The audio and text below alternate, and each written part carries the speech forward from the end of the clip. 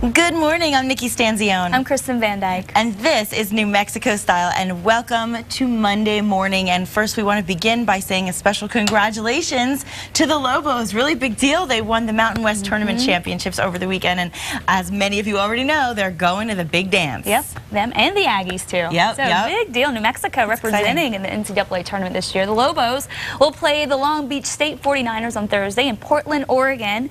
Tickets go on sale in about a half an hour. So if you want to go to the game, get on it. They'll be sold on a first-come, first-served basis. Yeah, so jump on that because that's great. I mean, it was something of a hero's welcome home at the Sunport when the Lobos came home yesterday, and you know, good for them. It's exciting. I love to see the hometown glory, and it's exciting to see our teams doing so well. We had a rough year with a few different sports last year, but this year it's another story, so it's really great. Oh, yeah. I can't wait to see them in action. And KRQE News 13 Sports Director Van Tate is actually going to join us tomorrow morning on New Mexico Style. And what we'll do is we'll chat about the Lobos and the NCAA tournament. And then we'll also get a lesson in something I really knew nothing about, bracketology. Oh, I know bracketology. You do? I won. I won a few years ago. Yeah. And you know what? Everybody hated me too because I was like, you know, flipping a coin with which teams. It was the year that Florida played Ohio State.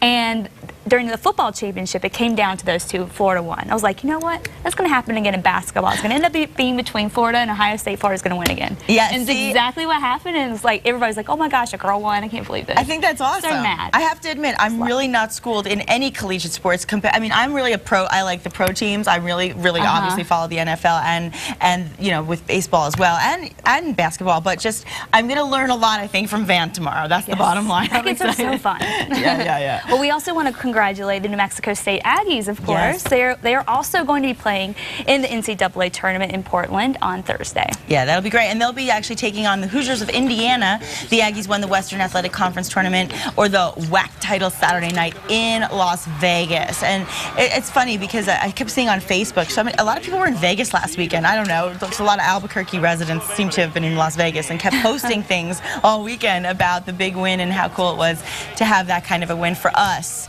in Vegas. That's so awesome. I'm so happy for our state. I like having good news like that. And, you know, it's also nice to see all the athletes. Maybe we can get some of them on the show. Great. Well, hopefully we'll get a few more W's going in there. Yeah, exactly. We'll do really well. We'll see what happens. We'll keep our fingers crossed, though, of course, and keep you posted every single day. All right, well, let's check in with KRQE News 13 anchor Elizabeth Alvarez for this morning's headlines. Good morning. Hello, Elizabeth. Hey, good morning, ladies. Ladies, you know why I'm going to explode over this basketball game that's coming on Thursday, right? The Lobos are playing, should I even say this? My Long Beach State 49ers. That's my order. Can you believe it? I mean, this is going to be amazing. I'm so torn right now. Oh my gosh. That's a tough one. I mean, what can I say? I'm just thrilled. It's a win-win for you. Think of it like that. It really is. It really is. So, go Beach, go Lobos. All right, in other news making headlines this Monday morning, Albuquerque police need your help in finding a person of interest. They're looking for a man who they think may know something about a recent hotel homicide. This is Shelby Bailey. He is described as 5 feet 7 inches tall. He's about 150 pounds with brown eyes. Police think he might be the same person that was caught on hotel surveillance video this weekend. APD says Ramona Montoya Leon was found severely injured inside a room at the Plaza Inn off of I-25 east of downtown Saturday. She died on the way to the hospital. Now, police have confirmed the victim was a hotel employee. If you know where this man might be, you're urged to call police. The tragic death of a Bernalillo County deputy may someday save the lives of current and future law enforcement officers. The 6th annual Deputy James McRain Survival Training Course starts today. It continues on into tomorrow. The course actually helps to teach officers life-saving techniques. The program was created by Jim and Rita McRain, the parents of murdered Bernalillo County Sheriff Deputy James McRain Jr. The deputy was shot and killed during a traffic stop back in 2006. Michael Astorga was found guilty of killing Deputy McRain. Jury selection is currently underway for the death penalty phase of his trial.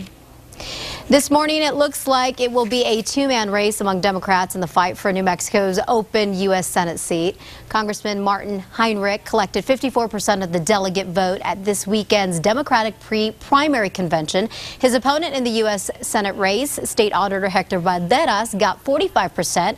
Both were well above the necessary 20% mark to automatically make the June primary ballot. Now, in the race for Congressional District 1, Eric Grego came out on top with 40%, but his opponents, Marty Chavez and Michelle Lujan Grisham, gained enough votes to make the primary ballot. Now, in Congressional District 2, it was a blowout.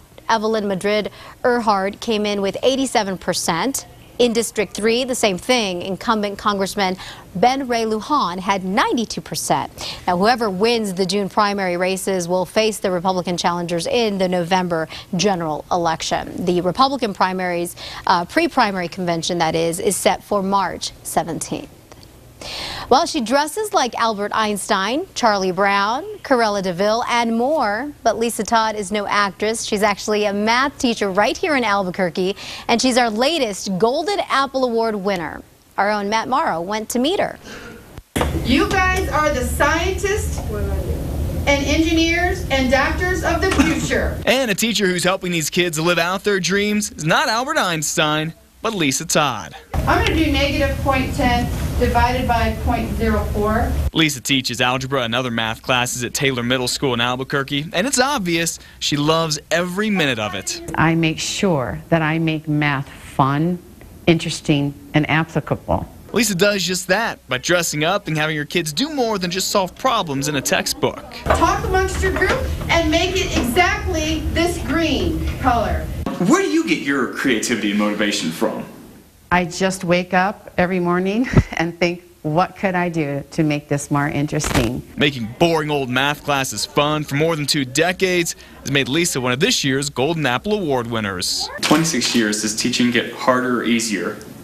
It's just as challenging as the first year because I'm just trying to come up with different ways to impact the students. Lisa definitely has a positive impact on the students, and they love it. Matt Morrow, KRQE News 13. Congratulations to her. And that wraps it up for your Monday morning headlines. Be sure to catch Matt Morrow, Kristen Van Dyke, and me every weekday morning on KRQE News 13 beginning at 4:30 a.m. Ladies, have a fabulous Monday. You too, Elizabeth. Thank you so much. I love these awards for the teachers. I love it every time, and I love to see her doing fun things like dressing up and just making it fun. Math was never my... I know you're good at math. I was awful. So I needed something to spice it up. You do. You really do. And I remember, like, I had really good math teachers growing up, and they would like try to make things fun. Not to that extent, though. That would have been really cool to have a teacher dress up. Good for her. Make class fun. Good for all those teachers. Fabulous. Now, last night was the much anticipated first interview since Whitney Houston's death with daughter Bobby Christina Brown, and she said, quote, "Doing as good as I possibly can." I mean, that's what she said. I mean, what else could she say? She recalled the tender last moments she shared with her superstar mother before the sudden death last month on February 11th. It was a tough time. And Brown made the comments last night in an interview with Oprah Winfrey that also featured Pat Houston, the singer's manager and sister-in-law, and Gary Houston, the brother of Whitney Houston. Yeah, and her brother was just, I loved his interview. It was really touching because Oprah said, you know, how did you feel about Bobby Brown? I mean, you're the big brother. What was that like for you watching your sister go through a lot of the struggles she went through? And he said, you know, they loved Bobby. Bobby was a good guy, and they, you know, obviously took a downward spiral with a lot of the things that went on between them, but they did like him, and he was invited to the funeral. He was supposed to be at the funeral, so a lot of that was just hearsay and rumors, and you know, that always happens. You just never really know till you hear it from the sources, which was why it was so great. And you know, and Bobby Christina, obviously it's such a tough time. She lost her mother, and they were very, very close, and what she said is that she plans to carry on her mother's legacy. She actually wants to become a singer as well. She also wants to act and dance, and she expressed a lot of frustration over that negativity that surrounded her mother's image. Obviously it was tough for her, and you know, she's obviously also got some issues with her dad. Her name, Bobby Christina Brown, is basically the same name as Bobby Brown with the Christina in the middle. She doesn't want association with her father, so she says, so now she wants to plan to change her name to Christina Houston. Well, dropping the Bobby, I guess. dropping the Bobby. There you go. So anyway, yeah, so that's the plan. So we'll see what happens. But I really wish her well. I think they're a good family. They come from really strong roots as a family. You know, Whitney Houston was a gospel singer, and the brother's an amazing singer. He actually sang at the end of the interview at the piano with his daughter playing one of Whitney's songs, and halfway through I'm sitting there going, how is he getting through this? And before you knew it, he cracked, he crumbled, started to cry, and then Oprah started to cry, and it was pretty heartbreaking. So, that is sad. You know, it's a tough thing. So, of course, our best thoughts are always with everybody for their loss, and absolutely. Hopefully good things will happen for Miss Christina Houston. Hopefully. Yes. All right, moving on to something else. Britney Spears has reportedly rejected a $10 million offer for a spot on the next season of The X Factor. She's holding out for $20 million. Oh, baby, baby. Fox's The X Factor will be up against NBC's This Is the Voice in the fall. So X Factor Simon Cowell really wants a big name on the judges panel to draw viewers. Not so sure that Fox will pay that $20 million out to Brit, though. Not so sure about that. We're hearing that Britney's actually thinking about an offer to become a resident performer at a Las Vegas hotel in the fall. She loves Vegas, and you know, if you remember, Celine Dion did an amazing job raking in the cash with her Vegas show. So did Barry Manilow, a lot of them. So it could be a big thing for her. That'd be kind of cool. Yeah, it'd be kind of cool to see her back out on TV though. Maybe try to turn herself around. Yeah, I think it would be really interesting to see her on X Factor. Yeah, but I don't know, $20 million. That's a lot of money. That's a lot, especially. But wait, how much is J-Lo getting? Well, she's probably getting up there, but I don't know. The thing is, I have to say, Britney's great with choreography, and J-Lo is as well. But J-Lo does sing when she does perform live, whereas Britney does lip sing a lot, and she's admitted that she lip sing. And it's hard for me to kind of justify her judging live singing when she doesn't even feel confident sometimes enough to do it herself. So I don't know. I can see that. You know what I mean? I just think I'm just the interesting factor. Just to see, like, you know, X Factor. I want to see, you know, you had Paula to always kind of loopy, very loopy Paula, right? Yeah. So then you could get Britney in there. Maybe I don't know how she is now, but she's had her, you know, she's had her ups and downs. So it'd be kind of interesting to see if there would be a little drama. That's a very good point. So we'll see if they'll shell out the cash. In the meantime, Grammy Award-winning rock group Chicago, oh my gosh, I love them. They come to Santa Ana Star Center this Thursday, March 15th at 8 p.m. right here. The legendary group will make this a night to remember by performing some of their greatest hits.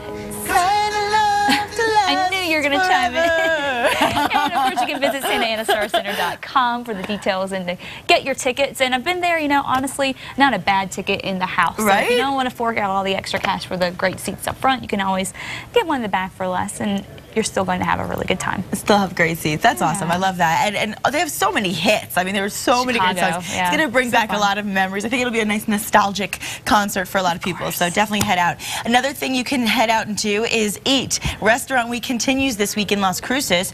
Now, it starts next Sunday, March 18th here in Albuquerque, and then starts on the 25th out in Taos. So there's an opportunity for everybody in every region of New Mexico to take advantage. Right. And of course, you can see the details right here. Throughout the month of March, more than 100 restaurants are offering price-fixed menus. And of course, new this year is lunch. So you can also eat lunch, and then you can go straight to dinner. You can eat all day long if you want to. Exactly. And the best part, as we've been saying, is the fact that you can eat things that you've probably been wanting to, but not so sure your wallet can handle the issues of, you know, affordability. Now you can afford it. So visit NewMexicoRestaurantWeek.com. You'll get the complete list of restaurants as well as lodging packages and special events. So if you're somebody from Albuquerque, you want to head out to Taos or vice versa, whatever, you can go to another area and get a great deal on your lodging as well. So good stuff there. Caliber's Shooter Sports Center broke ground Friday on their expansion project, which will be located at Cutler and Washington. Yes, and we were there, and Caliber's training manager, we love him, Jordan Nybert, gave us the details about the new facility. Take a look. Okay, our new facility is going to be just absolutely state-of-the-art. We're going to have a lot of technology tailored specifically for hunters so that they're going to be able to utilize computers to sight in their rifle. Okay. In general, our facility is going to have more pistol and rifle bays and allow shotguns. We're going to be having 24 bays in 3 separate rooms. We're going to be able to take shotguns and very high caliber rifles all the way up to 50 BMG. In addition, we're going to have 2 classrooms and a member VIP lounge with office space above. In the second phase of our project, we're going to be building complementary retail space. Really, you should think of it like uptown for guys, where somebody can come, get their hunting, sporting goods, and firearm needs taken care of in one place in a very pristine and clean environment. And Uptown for Guys. And Uptown for Guys. Like although you have to say, I mean, I don't know if Jordan wanted to also mention that they do ladies' days at Calibers as well. So for the girls who like to get out and have a little fun, which we have both done, you definitely want to head out there as well. And you can go to the website and of course get details on how and when, what days work for you. But an Uptown for Guys sounds kind of cool. Yeah, I like it. I like it. There. Especially when the weather's nice, we like to head out and about. And I'll tell you what, I'm really looking forward to what I saw in your forecast this morning this week. This week is looking fantastic. Just grab the allergy medicine. Okay. Because now not only do we have the juniper going, but we have the elm going as well. And we're not going to see any showers to wash it away. So this week is going to be pretty tough on those of you with the spring allergies. But again, the weather is looking fantastic. So if you can get outside, do it. And of course, it's spring break this week. And a lot of kids are going to be heading on up to hit the slopes. And what a great week to do it. You're going to have lots of sunshine and you have fresh powder move in over the weekend. I went up to Angel Fire actually, and they had almost a foot of snow out of this last storm system. That guy there enjoying, you can see the powder.